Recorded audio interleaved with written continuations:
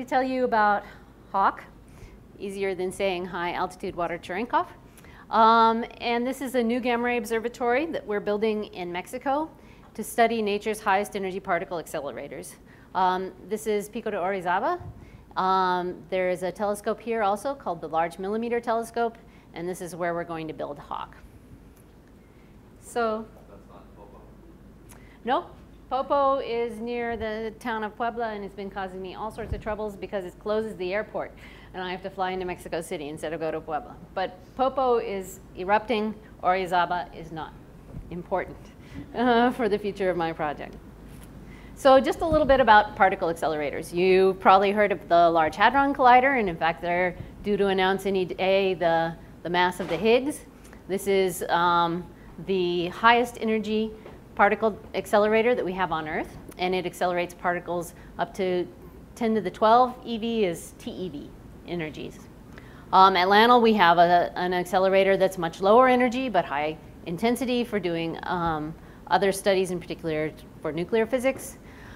But nature actually accelerates particles, and they're called cosmic rays, to even higher energies than we can do by a lot.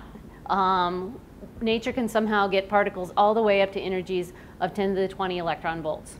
So this is a single particle, like a proton, accelerated to an energy that's equivalent to the energy in a fastball that a major league pitcher would be throwing. This is non-trivial to figure out how to do this. Certainly if we knew how to do it on Earth, we'd try. And what we want to do is we want to understand these particles, these cosmic rays. One of the ways we do it is with this spectrum of cosmic rays. We try and study them at different energies. So this is energies. There's going to be a lot of scientific notation, but 10 to the 9, which is a GeV, all the way up to 10 to the 21, which is, I think they call it electron volt. But I'm going to be talking mostly about this range in here, where we study 10 to the 9 to 10 to the 12 electron volts, where we study the gamma rays. And why do we study gamma rays? Well, first, just a little bit more about cosmic rays. That they really are a century-old question. They're hard to study because they're charged particles, so they don't come to us straight from the source. And where do they actually come from? It turns out it was 100 years ago, in 1912, that we actually figured out they didn't come from the Earth. They came from space. And that was figured out by Professor Hess, who's here in a balloon. The balloon went up, and he took with him an electroscope where you have the foils that go apart due to their being charged up. They were actually discharged by the cosmic rays. So this radiation that discharged these plates actually increased as he went higher in the atmosphere. So we knew that they were coming from outer space, but we're still trying to figure out where they come from. And as I said, the reason why it's hard to figure it out is because these particles have electric charge. So if this is your source here, the cosmic ray comes out, and it wanders around, and eventually it comes to Earth, but it comes in this direction rather than the direction from the source. So their directions are randomized by magnetic fields in the universe. But gamma rays are actually produced by these same cosmic rays. These energetic particles that come out, they actually can interact with material or photons very near, or magnetic fields very near the source, and then they're turned into a gamma ray. So this is a photon. And the photon can come straight to us and can then hit the Earth from the direction that points back to the source. So that's very convenient for understanding how these sources work. So gamma rays are a good probe of cosmic rays and their accelerators. So just a little more about where do gamma rays fit in the whole electromagnetic spectrum. Well, first off, I'm going to be talking about cosmic rays and gamma rays. So the cosmic rays are the ones that are the particles, and the gamma rays are these highest energy light. In fact, gamma rays are this part. So it's a huge part of the electromagnetic spectrum in terms of the energy of the photons, as compared, for example, to visible, this little window here. And one of the reasons why we understand a lot about visible is it's easy to see with our eyes, and it makes it through the atmosphere. So this shows kind of the atmosphere actually is opaque to a lot of wavelengths of light. And in fact, it's opaque to a lot of wavelengths, a large fraction of the gamma ray spectrum as well. But eventually, as you get to higher energies, you can actually see them from the ground. And so that's how our detector works. A few other things about this spectrum is in the range from microwave, you've heard of the cosmic microwave background, through infrared, visible, ultraviolet, and even a large fraction of X-rays. Mostly what you see are things that are hot.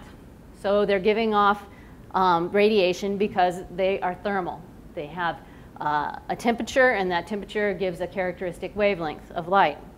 But gamma rays, we're not bothered by that pesky thermal radiation. It has to come from an accelerated particle.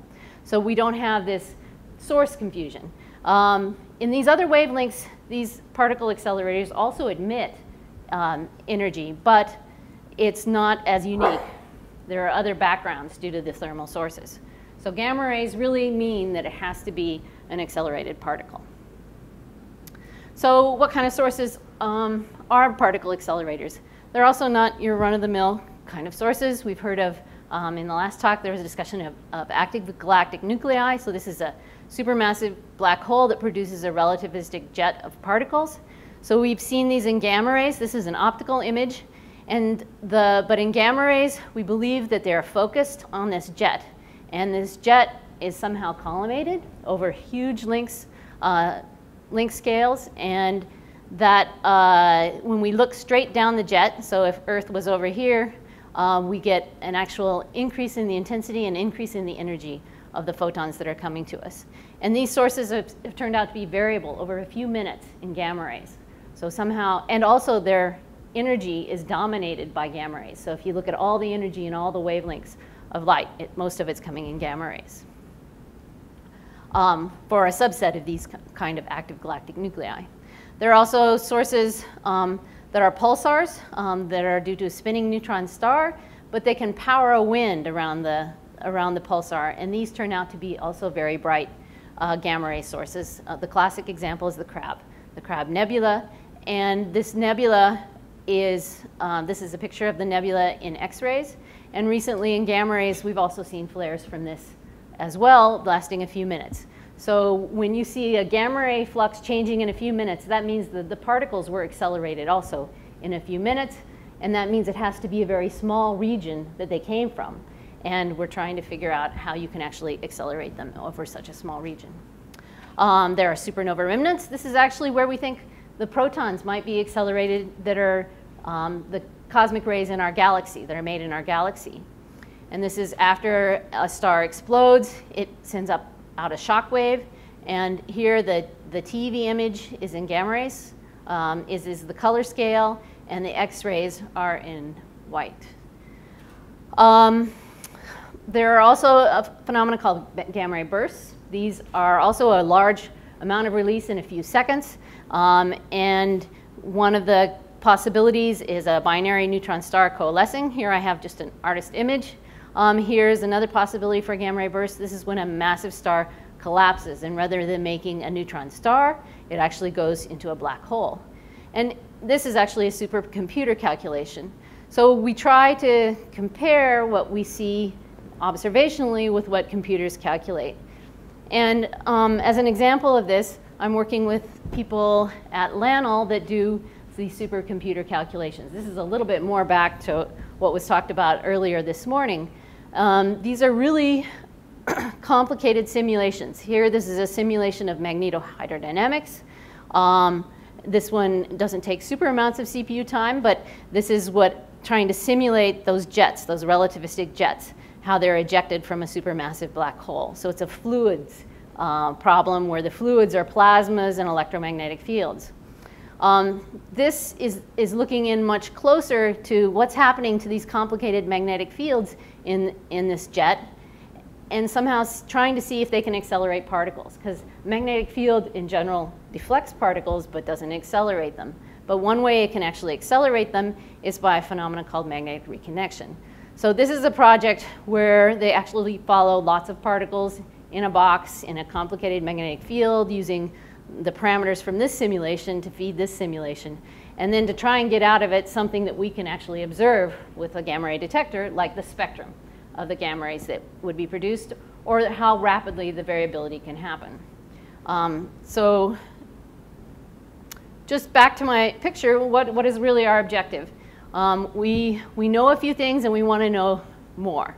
So we know that we have these particles. These particles have been observed, and so they extend to very high energies. And we know that there are gamma ray sources also, and we see those to not quite so high energies, but we know that we detect these. Now we want to know more about these sources. In particular, what are they? Some of them are supernova remnants, some are active galactic nuclei. Why do some accelerate particles and some not? So what are the sources? But then actually, how do these sources work? How do they somehow manage to accelerate the particles? And then finally, this really is an opportunity to learn new high energy physics possibly. I started off by talking about the Large Hadron Collider, and that's where you release a lot of energy by colliding two particles together. But the same thing is happening in nature. Nature is actually making these very high energy particles, and they're colliding into each other. So we are actually, it's not so controlled, but we are actually producing the same particles that get produced at the Large Hadron Collider. So it's an opportunity to learn things about high energy physics as well. So that's kind of the introduction of the science motivation. How do we actually make a detector that does this? And I said we can start to see these particles, or gamma rays, at the ground when you get above a certain energy. And that's about 100 GeV, or 10 to the 10 electron volts. 10 to the 11, sorry about that. And here is a picture. This is actually an artist's conception of what it looks like when these particles hit the atmosphere. And this is done by a former UC Santa Cruz student, actually, who I think she majored in physics illustration. I didn't know there was such a program. But she's gone on to make a lot of cool pictures. Yeah? Well, actually, I was going to say, do you know Aurora? Actually, this is Nina's work. This is Aurora Simonet. Right, but Nina actually did a similar thing. Ah, yes. When she was undergraduate. Uh-huh. So here you have some astrophysical source. In comes the gamma ray, hits the atmosphere, and it makes more particles. And then each of those particles makes more particles, and you end up with this shower front moving through the atmosphere at nearly the speed of light. So here's the airplane for scale. It starts way high in the atmosphere, and some of the particles make it all the way to the ground where we can place a detector. And the detectors I'm going to talk about are water detectors. And so these particles, there are lots of them created with each primary, and they're created because of the atmosphere. So the atmosphere really is part of our detector. The particles then are in an air shower, this extensive air shower, and they emit light when they hit our detector. And this is the phenomenon of Cerenkov light. So someone was asking me about this last night at dinner, so I added a little extra sketch here. But here's an example of what happens with a sonic boom. Here you have an airplane moving faster than the speed of sound. And so this is a kind of a diagram showing as the airplane moves along the red line, it's moving faster than the wavefront of the sound, the compression can move out. And so by moving faster than that, it causes this pileup along this angle out here. And that pileup of energy is what makes the sonic boom. In the case where we have these particles moving in the water, it's the electrons in the shower are moving faster than the speed of light in water. And it turns out this angle that the wavefront comes out depends upon essentially the difference in speed of the motion of the wave out compared to the velocity of the particle or the airplane forward. And so in air, the index of refraction is very close to 1. And so the Cherenkov angle is small. It's about 1 degree. But in water, it's wide, and it's about 40 degrees. So there actually is a technique for looking at these high-energy gamma ray showers in the atmosphere when the moon's down and when there aren't any clouds by actually looking in the direction. So you have to know what source to look at to better than agree.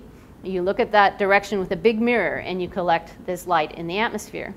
Our project actually collects it in water, and this 40-degree angle is convenient because it means we can kind of spread out our light detectors, and I'll tell you how we do that.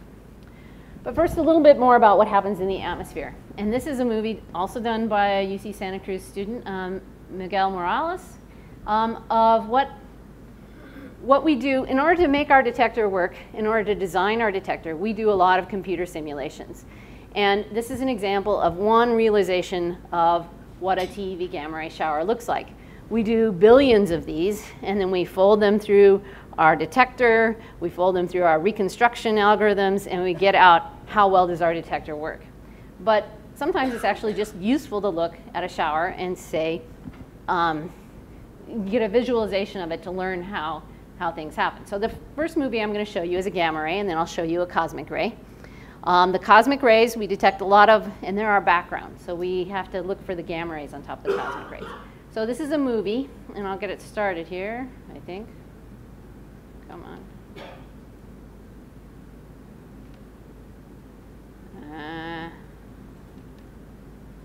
Sometimes when I hook it to projector.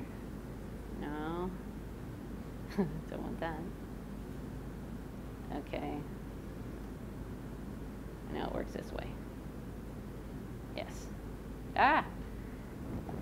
Except for the resolution is not so good. And it's missing some of the lines. So the blue dots are the particles being made in the shower. And you can see as you get deeper in the atmosphere, these numbers down here, oh, this is resolution is terrible. Let me check one thing here. What happened to my detector? Slideshow. Okay. It looks better over here. But you can see you can get more. I can't even read the size. 7,000 meters we're at now. This is the height above sea level, 5,000 meters above sea level, 4,000. So eventually you get fewer and fewer particles. So you can see it was good to be at more like 4,000 meters. You would get more particles, more of these blue dots. And so that's part of the reason why we build our detectors at high altitude. Let's try the proton shower. So the proton shower is our background. We have to reject these cosmic rays in order to see the gamma rays. And this is what this one looks like. So now you have other colored dots. So I'll stop it for a sec. You can see the yellow dots. Man, this doesn't show on the screen very well. So the yellow dots are muons, and they don't interact very much. They just sail across the slide here. We're now at 20,000 kilometers. Oh, we hit a big nuclei, a nitrogen interaction, made a whole bunch of yellow dots. We still have blue, and we're going to get more and more blue dots as the particles change into being the electrons. Their energy is carried by the electrons and the positrons and the secondary gammas in the shower. So eventually when we get down, this is now at, I can barely read it, 9,000 meters, 8,000 meters. We're dominated by muons or the blue, the electromagnetic part of the shower. The blue part we had in the gamma rays. So the difference between these two showers is to try and find these yellow dots. And our detector, the size of the detector we can build is not much bigger than this. These are 20 meters on a side, and you don't get all the lines in this resolution. Well, somehow I got to get this to work better, but let's go back to the slideshow. So basically, this is, so that was a simulation. We do billions of shower simulations, and we try and understand what our response is, but then we also compare them to analytic calculations. How do we know our simulation works? And this is actually an analytic calculation that was done by Rossi many years ago, but it's still a classic, approximation B. It has a special name. And as a function of radiation lengths or depths in the shower, depth in the atmosphere, you know how many particles you would make for different energies. And so we can see by going from an altitude of 2,600 meters, which is actually 8,500 feet, compared to 4,500 meters, we actually get a significant increase in the number of particles. So we built a detector in the past called Milagro at this near Los Alamos. This was about an hour drive from my office, and we operated it for 8 years. This was also a collaboration with UC Santa Cruz. I think they're on the list here. Yeah, there they are. There should be a banana slug. No, it's not a banana slug. So this project, we learned how to use the Cerenkov technique to detect air showers. And this was a pond that was existing from a geothermal project. Inside the pond, we put a bunch of photomultiplier tubes. And here's pictures of the photomultiplier tubes. They're actually 728 inside the pond, and we had a few outside the pond in smaller detectors. The reason this looks this way, it's dark in there, because we want only the Cerenkov light in the pond. And this is a time when we went in for a repair, and so the boat was moving around back here. This is a little rubber raft that we were working on. So how does it work? As I said, we detect the particles in the shower from the Cerenkov light. Our pond was 60 meters by 80 meters by 8 meters deep, and it had very clear water in it. We reconstruct the shower direction from the time. So if you look at this picture over here, if you looked at essentially the time that each one of these photodetectors got hit, you would see it makes a nice plane, and that's perpendicular to the direction of the incident particle. And we had angular resolutions of about 1/2 degree, and that was also borne out by our simulations as well as by looking at point sources. The field of view is large, 2 steradians, that's about plus or minus 45 degrees in the sky, and we ran all the time. Duty factor greater than 90%. Didn't have to wait for it to be dark. We had a light tight cover over the top. And we detected a lot of showers, 1,700 hertz, or 1,700 showers per second. So we had 100 billion air showers recorded. So where did they all come from? Well, first we had to make sure our detector works. One clever way, I think, to look at this is actually to look at the moon. The moon is 1/2 degree, and the cosmic rays don't penetrate the moon. So we made a moon shadow, a la Cat Stevens, perhaps. But anyway, the shadow, though, is actually deflected. It's not right at 0, 0, which is here. And that's because the Earth has a magnetic field, and these are charged particles. And actually, by seeing the deflection, you can actually measure the energy scale. And by looking at the size of the shadow, you can confirm the angular resolution. And in fact, we actually did a Monte Carlo simulation of the magnetic field of the Earth's effect on the deflection of particles by the magnetic field. And you look in 2 different directions. You can compare the Monte Carlo red with the data and see that you understand how your detector works. Then you can also look at the sky. This is the whole sky, northern hemisphere sky. So this is in right ascension and declination, so like longitude and latitude. And we look for bumps over the background. So cosmic rays make this flat background, and we look for increases in the count rate from certain directions. And we plot it in terms of standard deviation. So this is the probability that this would have happened by chance. And in fact, when you get up in the range of 6 to higher standard deviations, that doesn't happen by chance very often. So you know it's a real source. So for example, we see the Crab Nebula. This is the brightest point source. We see one of these active galactic nuclei. We see a lot of little red dots in here that are probably not significant because they're not high enough there. But we see things within these black lines. This black line is actually the galactic plane. So another way of looking that makes it easier is just to look in galactic coordinates. And so maybe look first at this little picture down here. Where we are from the northern hemisphere, we can see this part of the sky because the Earth blocks the southern hemisphere. So that makes this hole here and a little bit of a hole there. But you can see that the excesses line up with the galactic plane. And in fact, where we see the biggest excess is like between 65 and 90, and that's this region right in here. It's called the Cygnus region. And before we had such a large field of view instrument like Milagro, we didn't know this existed because it is too big to fit into the field of view of those telescopes that looked at the atmosphere, the TeV gamma rays with atmospheric Cherenkov light. But in fact, the flux in this region is about twice as much as the flux from the Crab. It's just more spread out. So this was kind of the beginning with Milagro, this TeV window on the new sky. This is a NASA poster where I added in the Milagro line, and Hess is another TeV telescope that is in the southern hemisphere that could fill in this part of the region with an atmospheric Cherenkov telescope. But you can see like the Cygnus region is actually very interesting in all wavelengths.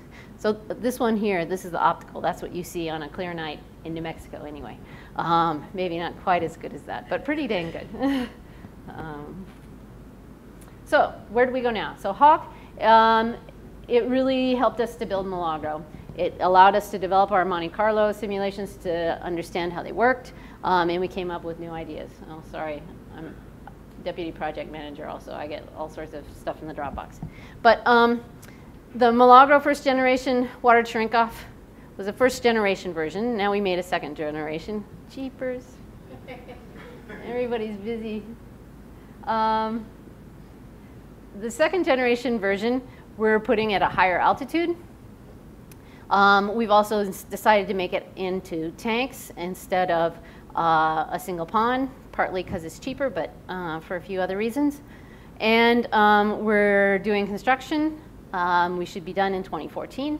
And we're going to operate it for 5 years with a full detector, so 2019. And when we think our sensitivity will be 15 times lower than, or 15 times better than Milagro with a lower energy threshold. So it's a collaboration between the US and Mexico. This is a collaboration meeting we had in Mexico, in Puebla. There are about as many institutions in the US as in Mexico. It's about 200 people in the collaboration. 100 people in the collaboration, about 30 institutions, and spread out all over the US. I'm the US spokesperson, and Alberto Carabiniana is the spokesperson from Mexico. We chose Mexico because of its high altitude.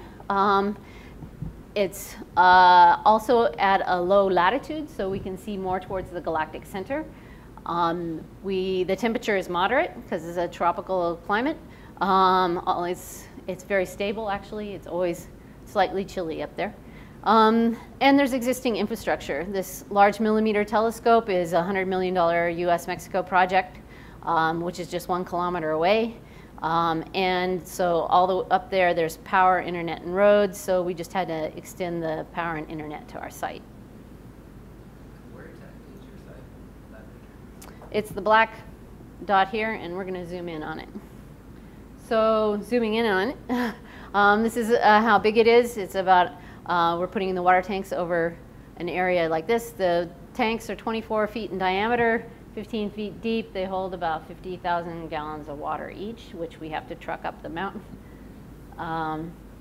So we thought long and hard about tanks versus ponds, and eventually we came up with the tanks being less expensive and allowing us to build incrementally and develop and debug as we build, and also so that we can start taking data when it's not completely done. Expandable, upgradable. We started looking at different kinds of tanks, so I got to be an expert on water tanks for a while. We looked at plastic ones, but these cost too much to ship.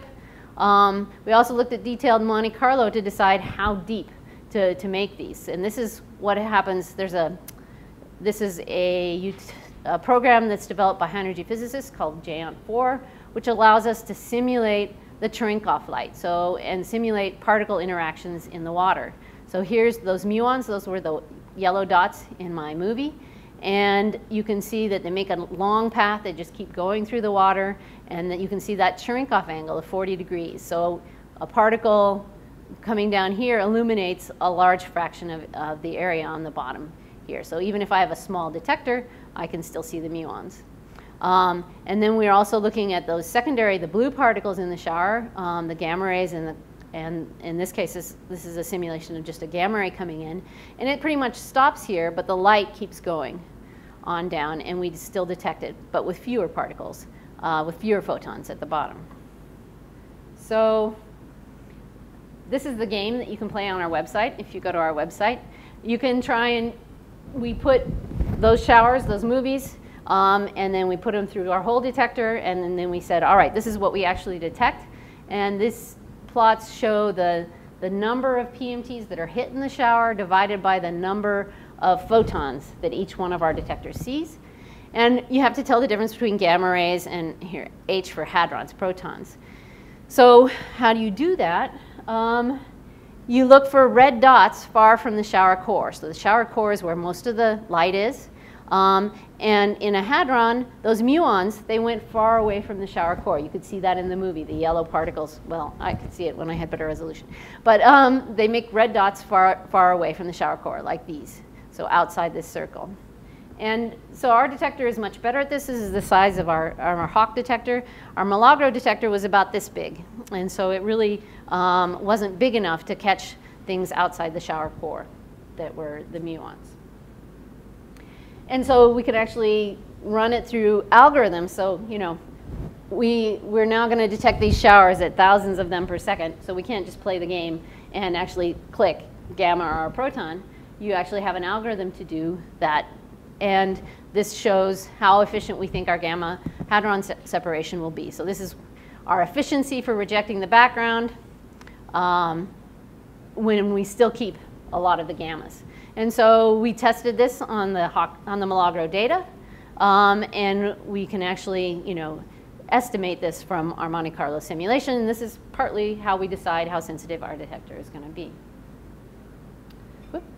So, whoop, go backwards, forwards. Can I ask you what Uh-huh. you told me yesterday, but I want to make sure I understood the differences in science objectives and design between the Hawk and the Pierre-Roger project. Well, I mean, looks like it's already running in Argentina. Uh-huh. So the Pierre-Roger project is looking at the 10 to the 20 electron volt cosmic rays. So they take their water tanks and they spread them out and put one water tank every square kilometer. We put all of ours in a very small region.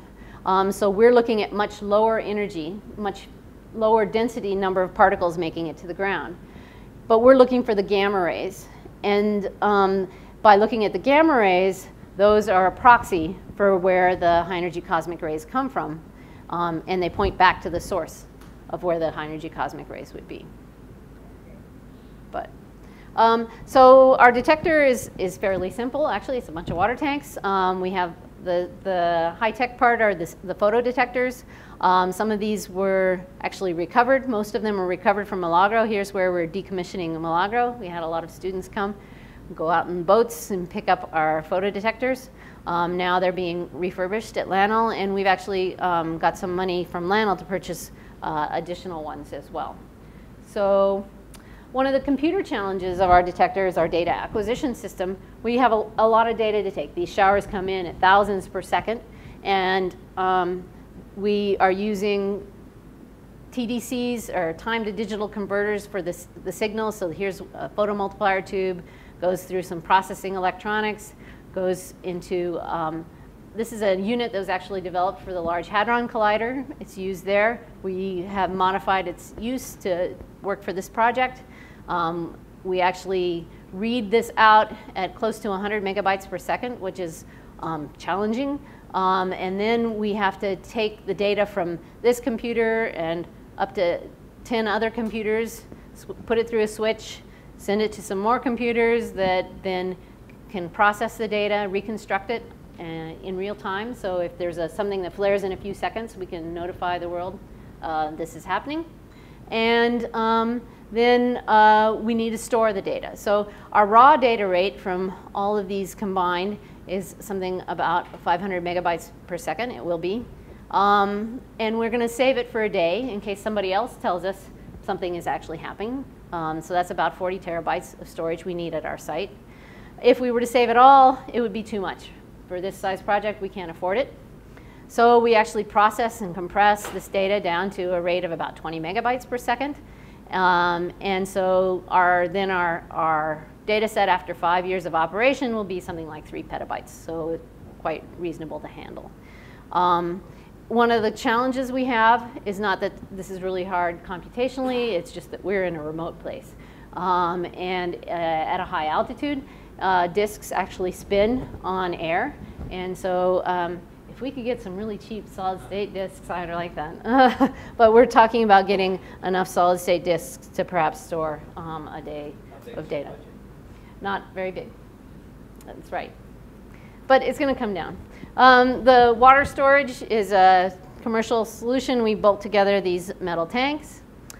We did develop these light-tight bladders because we don't want any light coming in except for the Cerenkov light. So this is at Colorado State University. We're testing 3 of these in their gymnasium. We have to ship them down there. We've built prototypes. This is the first one we built. Here I am standing beside it. This was in Austin, Texas at the tank manufacturer. We now have one at Colorado where we're testing our calibration system.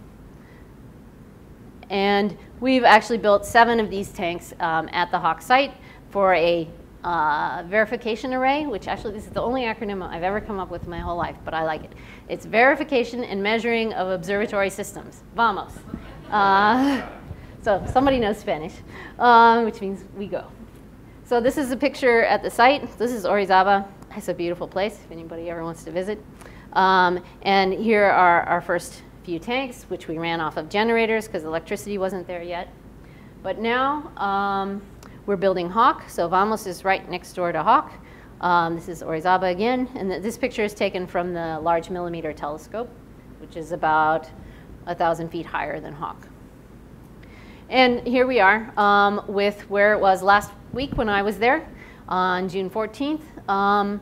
We have this project. Total budget is a little less than $12 million, so that's why we can't afford lots of solid-state disks. And most of our money goes into these tanks and to hauling water up the mountain to get those. But right now, if you count these, there are 18. And by September, we will have 30. And by next summer, we'll have 100. So with 100, we will be 5 times the sensitivity of Milagro. And a year after that, we should have all 300 done. And new discoveries await. If you want to follow us, you can check it out on the hawkobservatory.org website. And I think that's where I'll quit. Questions? Yeah. Did you ever do something analogous to very long baseline interferometry with water detectors? Like, did you ever use this and Milagro and XQ or something, or AM3net or something like that, and combine their observations to get a higher resolution? Well, it's not interferometry. I mean, you can combine them to learn more about what's going on. But I mean, interferometry actually uses the wavelength of light, and gamma rays have the shortest wavelength of light. You can't do that. But you can look at, for example, a gamma ray burst. You would see that happen at different times if it interacted and all. That's a little bit speculative. More important is probably to combine observations so you get a more time uniform coverage, or to rule out some theories that predict neutrinos as well as gamma rays. So if something flares in gamma rays, then that would be a good time to look for neutrinos also. Yeah. What theories do you anticipate ruling out or confirming in Supernova? So that's kind of our science objectives here. I mean, we really want to constrain the origin of cosmic rays. And to do that, we want to see gamma rays up to really high energies. So cosmic rays, we believe, are made up to around what's called the knee in the cosmic ray spectrum are made in our galaxy. And so there ought to be gamma ray sources in our galaxy that have spectra that extend up to very high energies. And by measuring this spectra, that will help confirm that those are actually accelerating the cosmic rays. Yeah? It's worth emphasizing, you know and I know, that the point of gamma rays is they go in a straight line, whereas the cosmic rays are mostly charged protons and are bent by magnetic fields. So the point is that the gamma rays let us know exactly where they're coming from. That's right. That's right. And we can map it out around the supernova remnant and what parts, whether it's interacting with a molecular cloud. That'll tell us. But anyway, so the spectrum at high energies. Second idea is to actually really know more about particle acceleration by catching these things that are transient. So we can look for transient TV sources such as gamma ray bursts and gamma ray bursts and supermassive black hole flares. Then we can notify other people to look at the same time. A wide field of view instrument is a unique tool at high energies, and we know it has to be a particle acceleration site. And so then we can look at all wavelengths, and this spectrum from radio all the way to gamma rays is very good diagnostic for what's being accelerated and how it's being accelerated. And then the final thing is just to look for new things. Because by having an unbiased survey, in fact, every time we have a new wavelength opened up with an unbiased survey, we see something that we never imagined that we'd see. Are there any specific theories you hope to pull out? Well, are supernova the sources of cosmic rays in our galaxy? That was postulated back along in the 50s, maybe even before that. So if we do not see any sources that are up to 100 TeV, I mean, there's always a little wiggle room, but it would be very unusual, for example. Yeah? What does the Cerenkov radiation actually look like? I mean, if you have the eyes of the photo detector and we're inside the tank, what would you actually see? It'd be like those kind of green lines I showed on the J-on picture. I mean, but it's actually blue light. So if you've ever seen a water-cooled nuclear reactor, it emits Cherenkov light. It's a cool blue light, kind of blue, purple.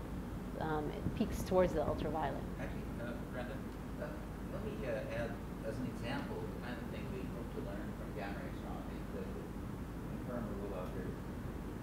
There are two kinds of gamma ray curves, which are called short duration and long duration, with separations of about a second or so. We think that short duration gamma ray curves come from coalescing compact objects, neutron stars, black holes, for example.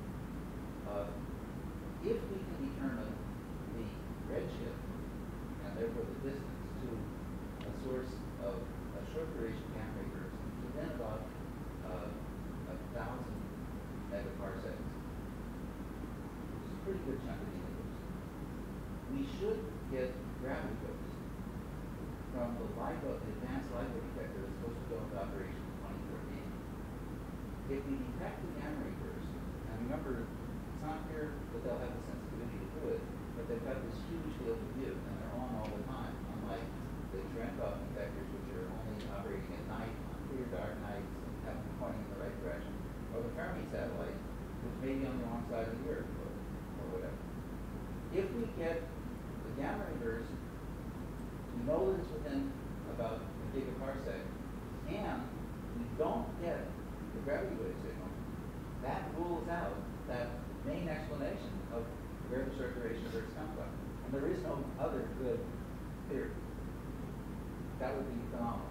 And that's something that could happen as soon as 2014 or 2015. As an example of the kind of, how gamma ray astronomy together with, in this case, gravity wave astronomy, could completely change our understanding of the universe. Just for example. What about long duration gamma ray bursts? I don't want to interrupt the conversation. I give you a sense of, one of the things that I think we scientists have to emphasize when we talk to the press is how little we really understand, how much is speculation, and how much the whole field could change overnight if something unexpected happens, or in fact it was confirmed. The only reason we believe that supernovae explode the way we always thought they did is we got one nearby supernova, 1987A, in the Large Magellanic Cloud, and we detected the neutrino burst with different detectors on Earth, and we got exactly what was predicted. And that's why we think we understand a lot of that stuff. But there's a lot that is speculative that really needs to have confirmation. Or refutation. I mean, being refuted. I mean, the best thing is to see something that nobody predicts. That's the most fun. And it's always possible. It is. There's so little that we really understand. That's right. Yeah. What sets the angular resolution of your detectors? When you make a map, it's at some resolution. Yes. What sets that? Well, it's the ability to reconstruct the shower front. And there's, it's some of it. No. It's the width of the shower front itself, pretty much. You sample the shower front, and it's about 10 nanoseconds wide. And so it's how many data samples you get. And if you don't get it very close to the shower front and you only have 10 hits, you just can't measure very well. When you have a lot of hits, then we get down to about 0.1 degrees. But for a typical, it's more about 0.5 degrees, half a degree, yeah. Yeah. Can you just explain what a Monte Carlo simulation means? Yeah, so I was hoping the movies would show up better, and maybe you can see them later, but that's really a Monte Carlo simulation, where you have, you put in an input primary particle, and then you let it go for a while, and you keep throwing the dice. Is it going to interact now? Is it going to interact now? Okay, then it interacts. It hits a nitrogen nucleus. What does it make? Does it make another an electron? Does it make a pion? And again, you throw the dice to say what's the probability that it'll make each one of these different things. And now you've got more particles. You follow each one of those. They interact. Each time you decide what happens based on a random number generator. And in the end, you get a realization of this is what this shower could look like. But all showers are different. And so you have to run this over and over and over and over again to figure out what the average is. And then from the average, you can figure out how good your detector works by sampling all these different ones. And so one of the things that comes out is something like the probability that we'll detect a shower of a given energy. So at low energies, you know, sometimes we don't see them because not enough particles make it to the ground. And we want to know that probability. So we only see 1 in a million. So we have to have thrown the dice on more than a million in order to find out that you only see 1 out of a million. So does that help? Yeah. You said the cosmic rays had about the energy in a fastball. Yeah. For some reason, to me, that doesn't sound like a lot. That's right. It's one particle. On one particle, right? But it's, I mean, they're all traveling. So in a fastball. 1 or a billion. I mean. So a cubic centimeter is 10 to the 23 particles, right? Avogadro's number, 6 times 10 to the 23. So now you've taken the energy in a fastball this big and put it into one of those. Of course. No, that's a lot So, of energy. It's a lot of energy, but in terms of the speed, the speed is the speed of light. The speed of light is the speed of light. I mean, these particles are you know, epsilon less than the speed of light. Yeah. So by the time, I mean, particles are relativistic, so a proton has a mass of a GeV. So if you see something that's 10 GeV, the energy of the particle is 10 GeV, it's already going very close to the speed of light. So that's 10 to the 10 electron volts. Now we have 10 to the 20 electron volts. So we've put a lot of energy into these particles, but they're not going any faster.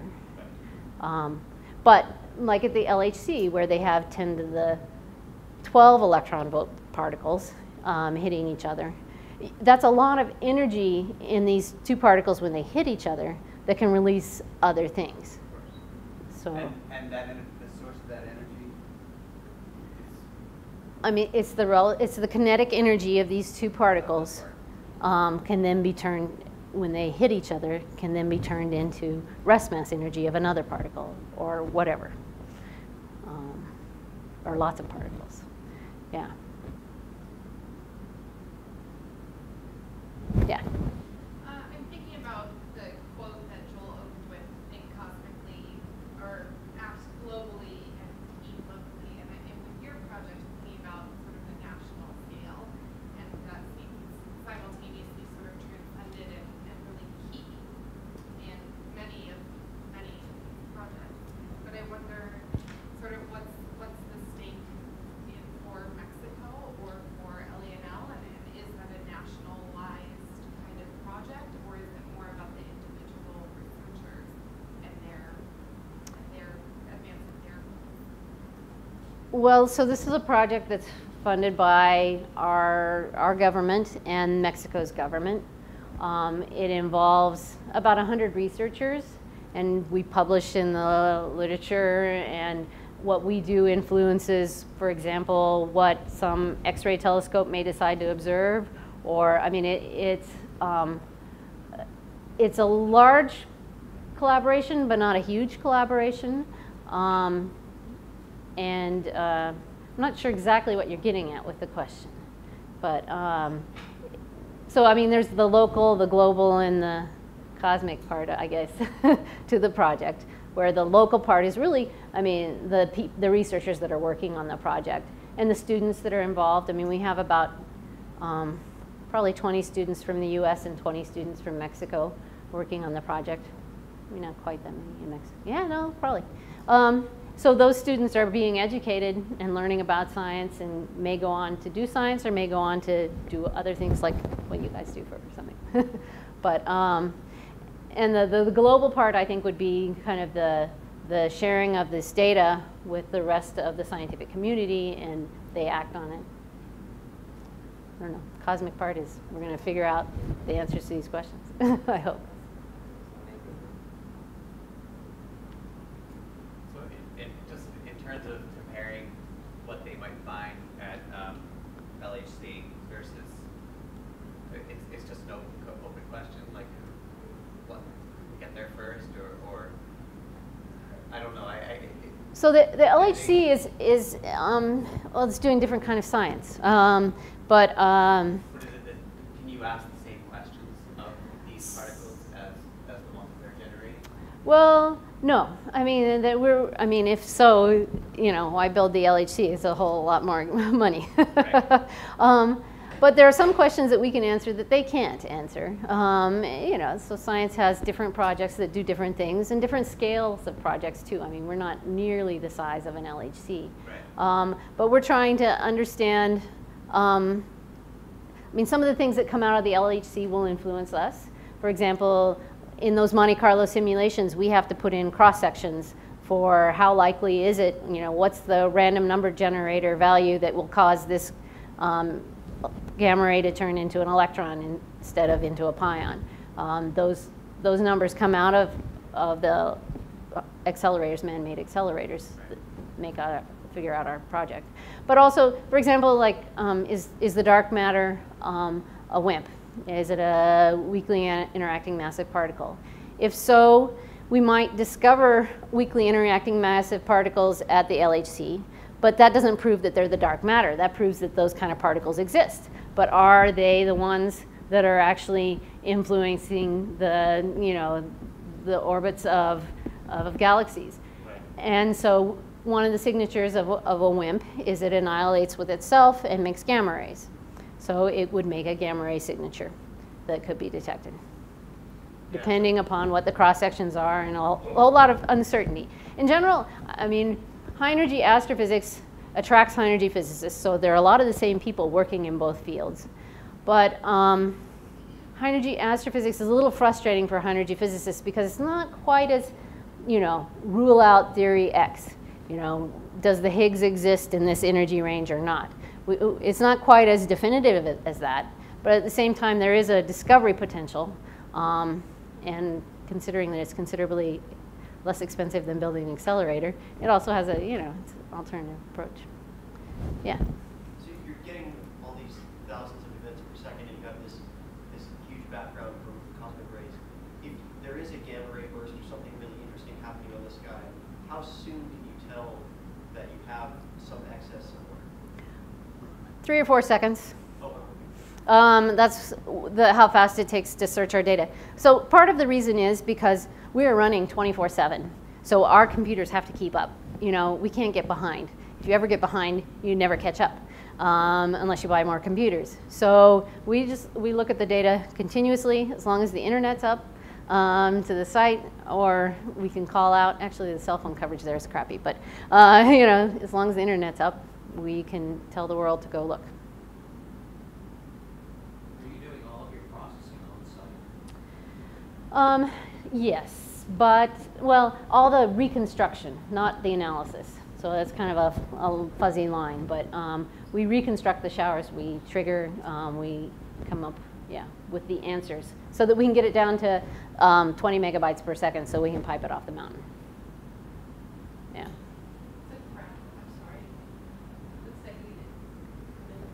Millicrab, 30 millicrab. Yeah, so actually astronomers love crabs. The Crab Nebula is what we used to call the standard candle of gamma ray astronomy, but now we found that it's variable. So it's not such a good standard candle anymore, but it's a bright source. And so actually even in X-rays, it's a bright source, and it's also used as a unit in X-rays. Yeah.